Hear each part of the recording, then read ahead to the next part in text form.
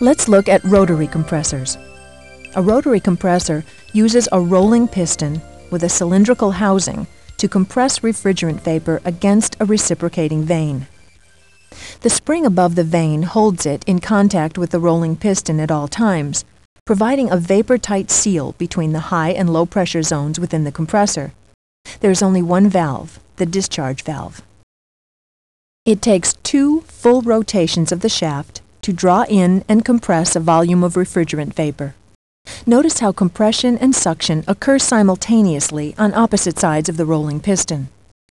For example, starting at top dead center, as the eccentric shaft rotates the rolling piston past the suction port begins to open, forming a space between the vane, the rolling piston, and the housing. With continued rotation, the volume of this space increases, reducing the pressure below the low side pressure of the cycle. Refrigerant vapor is drawn in through the suction port for a full rotation until the compression volume is filled with suction vapor at low pressure.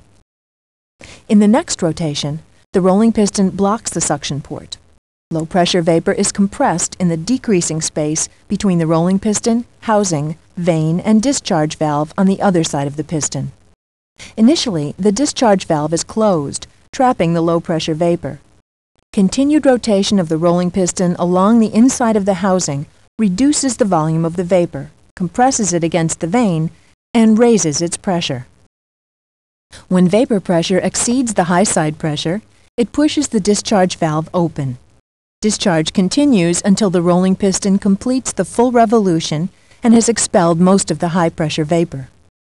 The discharge valve closes when the rolling piston reaches top dead center.